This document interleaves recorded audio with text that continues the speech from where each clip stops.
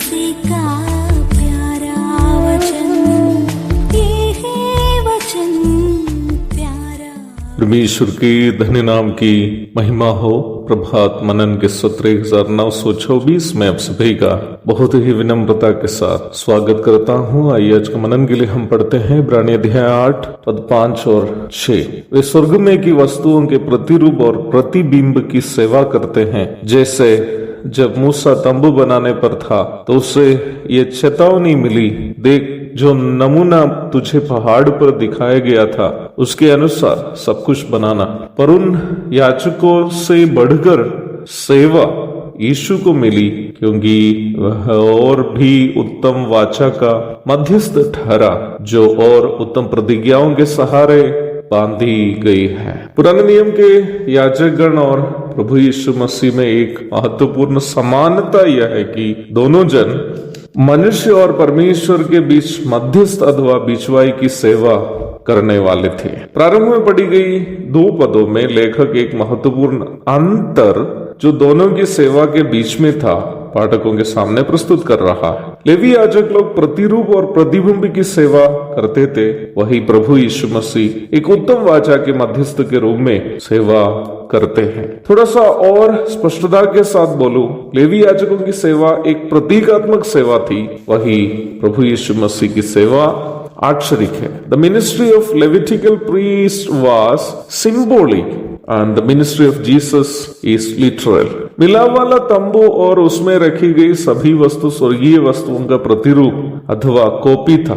अध्याय 9 में हमें उन सभी वस्तुओं पर विस्तार से मनन करने का होने के कारण उन प्रत्येक वस्तुओं के बारे में अभी ज्यादा कुछ मैं कहना नहीं चाहता। लेवी याजकों के द्वारा जितनी भी विधियों का निर्वाह किए जाते थे वे सभी वास्तव में प्रभु यीशु मसीह के द्वारा निर्वाह की जाने की सेवाओं का प्रतिबिंब अथवा शैडो था। लेवी गोत्र के याजक लोग पशुओं की बलि चढ़ाकर उनका खून प्रायश्चित के रूप में परमेश्वर के सामने अर्पण करते थे ताकि लोगों की पाप क्षमा, परंतु प्रभु यीशु मसीह अपना ही पवित्र लहू हमारी पाप क्षमा के लिए प्रायश्चित के रूप में अर्पण किया। यहाँ एक और बात अवश्य समझनी है कि स्वर्गीय वस्तुओं का प्रतिरूप का ये अर्थ नहीं है कि स्वर्ग में मिलाप वाला तंबू के समान कोई तंबू होंगे या कोई बड़ा बड़ा मकान और इमारत होंगे। प्रतिरूप का यहाँ ये मतलब है कि स्वर्ग के आध्यात्मिक सच्चाइयों का प्रतिरूप, उसे आक्षरिक रूप में हम तभी समझ पाएंगे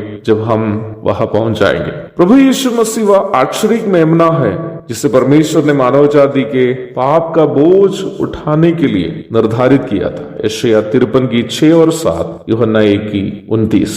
प्रभु यीशु मसीह परमेश्वर के द्वारा मानव जाति के लिए निर्धारित बलि का मेमना होने के कारण उनका लहू वो वास्तविक लहू है जिसमें मानव जाति का उद्धार पूर्ण हो जाता है। इब्रानी 9 की 22, पहला यूहन्ना 1 की 7। इसलिए ही लेवी याजकों के द्वारा अर्पण किए गए सभी बलि पशुओं का लहू केवल यीशु मसीह के लहू का प्रतिबिंब अथवा शैडो था। प्रभु यीशु मसीह ने प्रेरितों को रोटी के पश्चात कटोरा देते हुए इस प्रकार कहा, क्योंकि ये वाचा का मेरा वो लहू है जो बहुतों के लिए पापों की क्षमा के निमित्त बहाया जाता है। मत्ती 26 की 28। ये वो उत्तम वाचा है जिसके तहत प्रभु यीशु मसीह हमारा चिरस्थायी मध्यस्थ है, क्योंकि लेवी याजक लोग प्रतिबिंब के रूप में पशुओं का लहू अर्पण किया, वही प्रभु यीशु मसीह आक्षरिक रूप में, प्रतिबिंब के रूप में नहीं,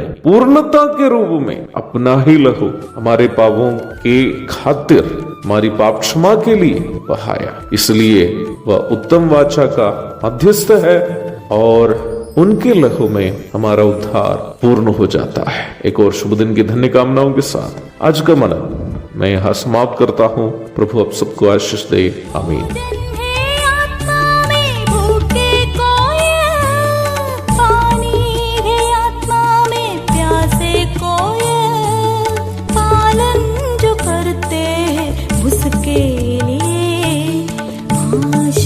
पाने का साधन है ये वचन, प्यारा वचन, यीशु मसीह का प्यारा वचन।